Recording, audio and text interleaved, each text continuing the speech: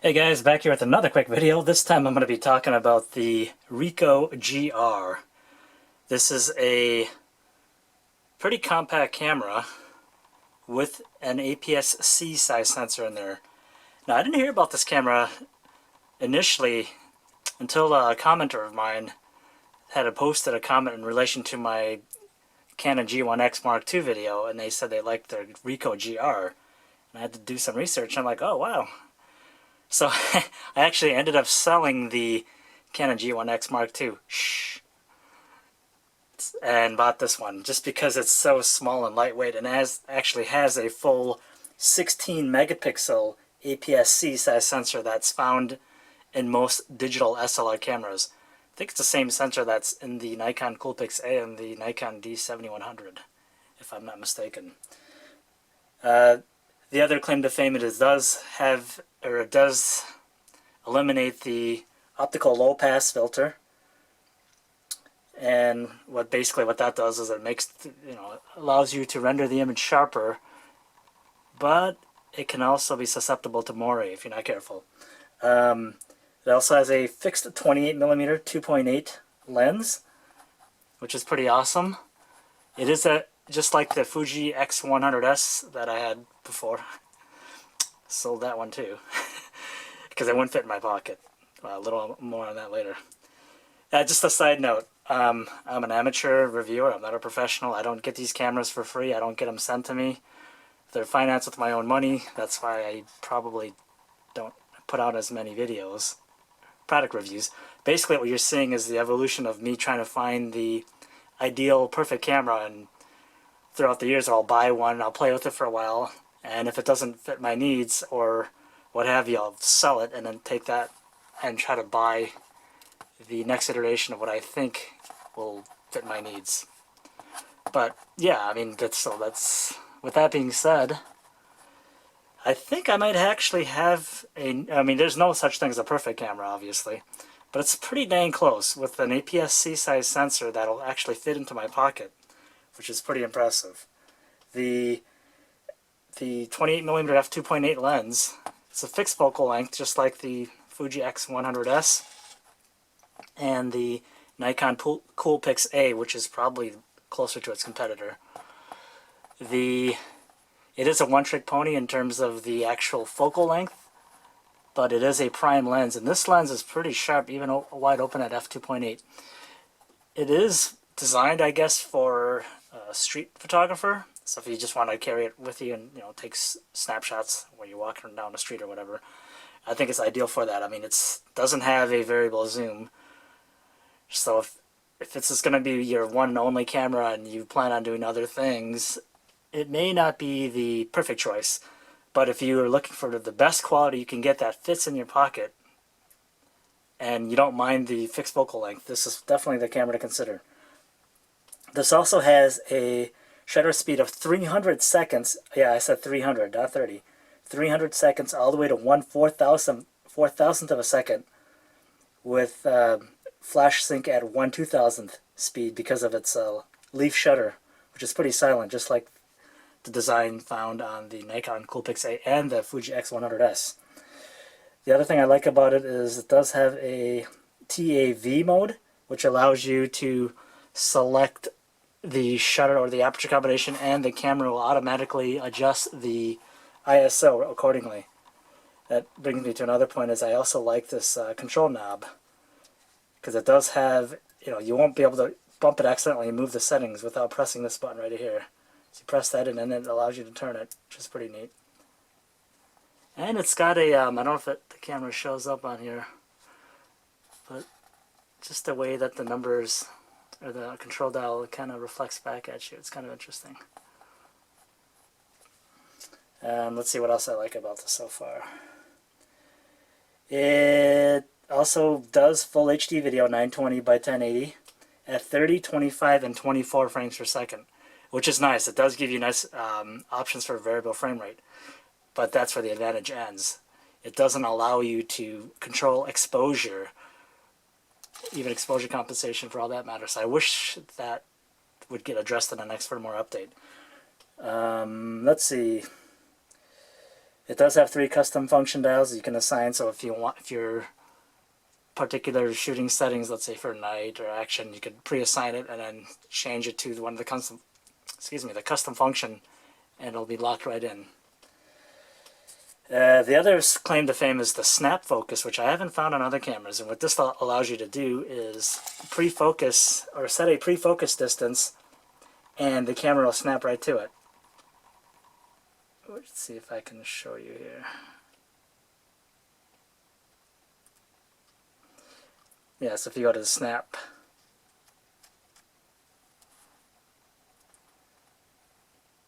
so they have different settings. I'm not sure if you can see that.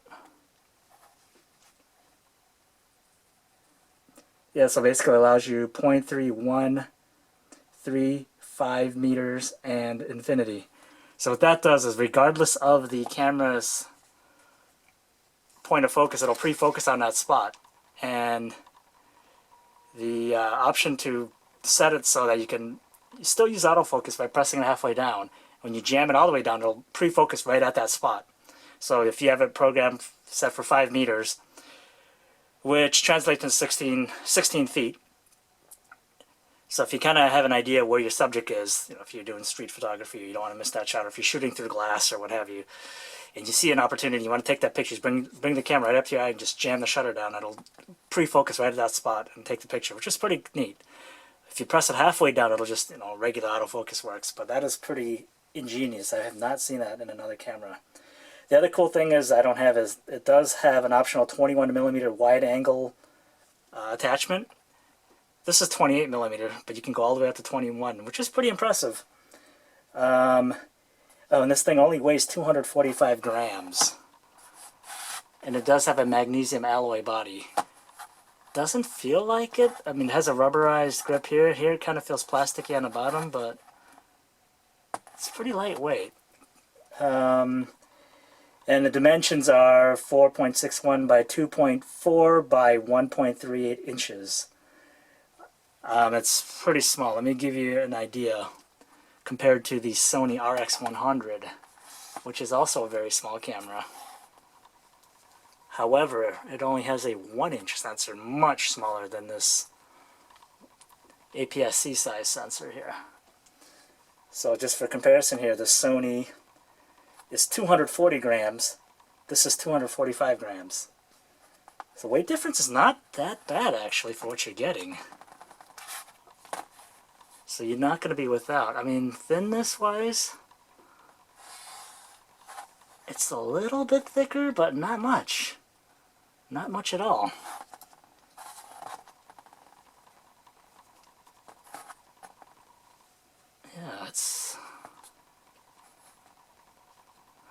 Yeah, it's a little bit longer, obviously. But check it out, though. It is actually pretty comparable, both in size and weight.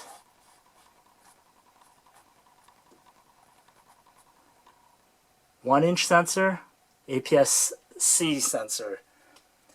Let's see if I have the dimensions for that here somewhere. I know I do.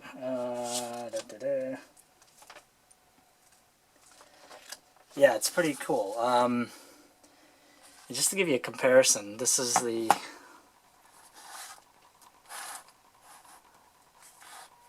Nikon CoolPix 110AW that I showed you guys earlier in a video. And this is a 1 and 2/3 size sensor. Very small, basically like a postage stamp size. And if you compare it to that, which is a APS-C size sensor, and then this guy here, which is just a 1-inch sensor. So yeah, that's wicked small. I think it is actually this world's smallest APS-C size portable camera with a APS-C size sensor in it. So look at that. I mean, Sony RX100 is pretty awesome to begin with. To be fair, this AEW 110 does have a ruggedized case, so it might be a little bit thicker, but still, just as a point of reference there. And let's see, compared to the, what was I talking? Oh yes, the Nikon CoolPix A. This is about $730. The Nikon CoolPix A retails around $1,000.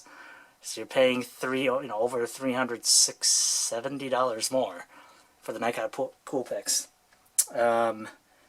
Nikon does have a 28-8, just like this one, and that only takes that is 299 grams, so it's pretty heavy, and that's 4.37 by 2.52 by 1.57 inches. I don't have one here to compare.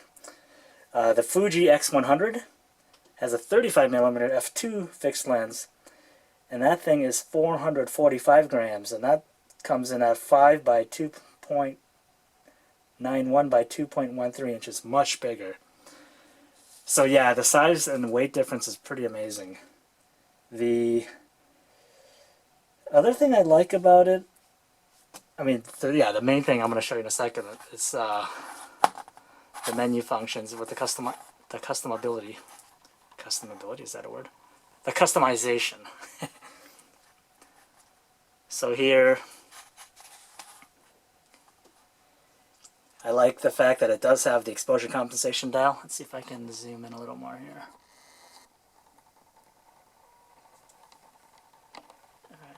Okay.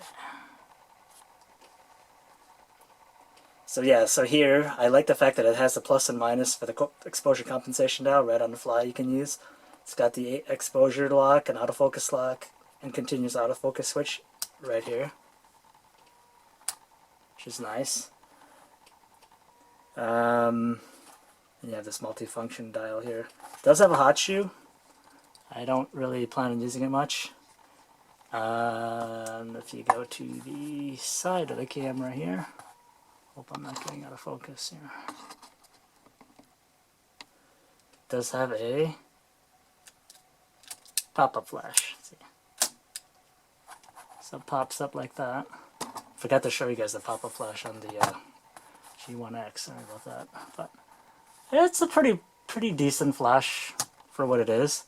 The fact that the sucker syncs at 1/2000th of a second, I can't wait to try that in bright daylight to kind of do some high syncing, kind of overpower the daylight. But yeah, I have to be pretty close to the subject, but it does offer some interesting options. I can also use the an optical slave on an external flash, powered by this guy here,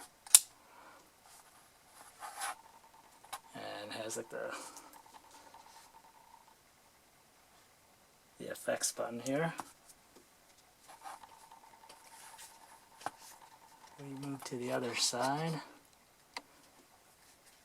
Oh, and it does charge with a USB cable, just like the RX100.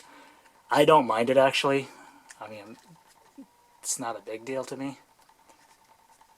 It gives me the option of charging the camera and the camera battery through an external battery pack or even a solar panel, like I demonstrated with the RX100 in my previous video there. So yeah, basically, micro USB or micro HDMI and mini USB out. No Wi-Fi, no Bluetooth, none of that stuff. And then power on. I don't know if you can see it, but the power button's lit green. I could turn that off too. So let me zoom back out here.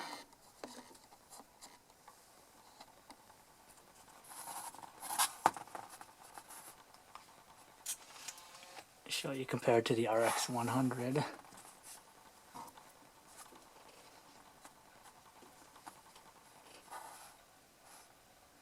Well, to be fair, the RX100 does have a variable zoom. That's why it sticks out more, but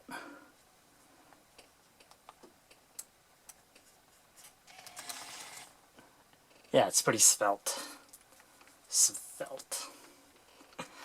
Okay, and again, that's the AW110 for point of reference. The other test I like to do is I use one of my one of those microfiber sunglass case. If it fits in this case, it'll fit in your pocket. So we know that fits. I'll just show you. Sony RX100.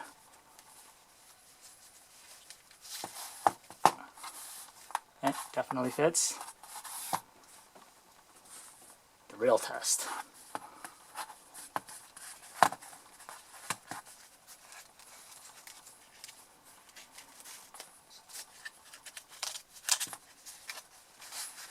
Just the rubber grip that makes it kind of difficult. Look at that, it fits.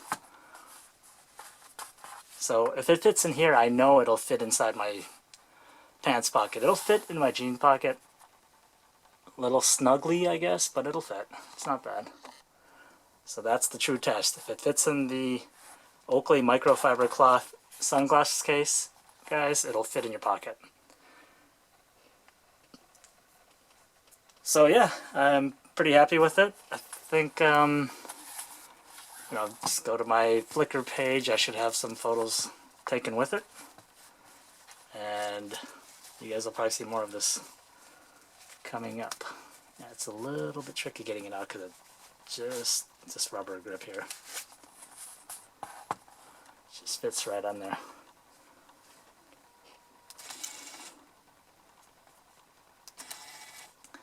Yeah, let's see, I'll show you some of the menu options here. Kill this light.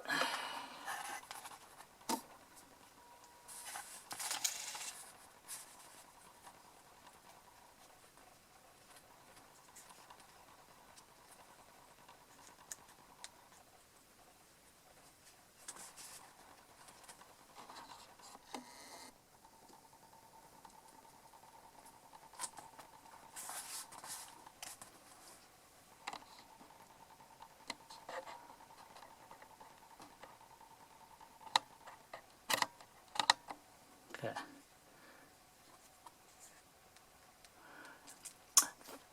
The thing I like about the menu layout is they don't have a bunch of tabs you gotta like scroll through.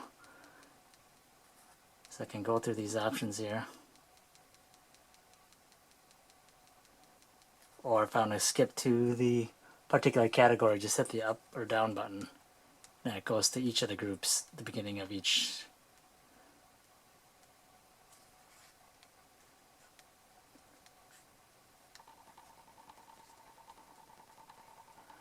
It's definitely customizable. It also has a neutral density filter, which is pretty neat. I don't want to bore you with all these menu options, but just so you have an idea what's on here.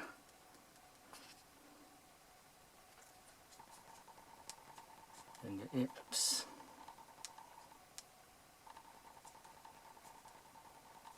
So you have the image review.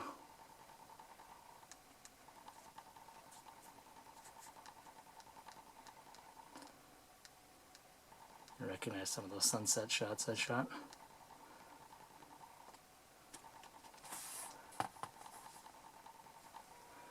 Yeah, I'm pretty happy with that. Hopefully get some good shots to show you guys. So yeah, if you're looking for a high quality fixed focal length camera that takes extremely good sharp pictures because of the omission of the anti-aliasing filter, basically optical low pass filter, and a large APS-C size sensor found in many digital SLRs, this is it. Fits in your pocket. It's a no-nonsense, no-fuss camera. I mean, sure, there's some things that I would like to see changed, or things I don't like about it. I mean, there's no optical image stabilization on the lens. Then there's no manual exposure in movie mode, which I mentioned this before, no Wi-Fi. And the battery capacity per charge is not that great. You get about 290 shots per charge.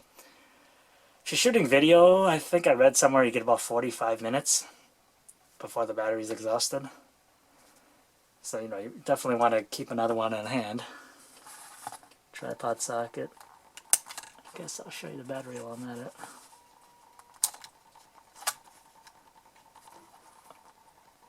OEM battery is about $60 for that little guy.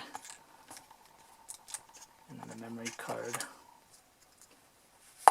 sits right in there. They recommend the higher capacity, high speed cards. I'm impartial to the SanDisk Extreme Pros. Doing this upside down. It's kind of awkward filming and trying to look through the viewfinder and trying to see where I'm at with this. Alright, come on.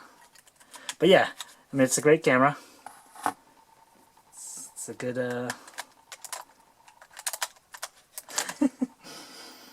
okay. Yep, backwards.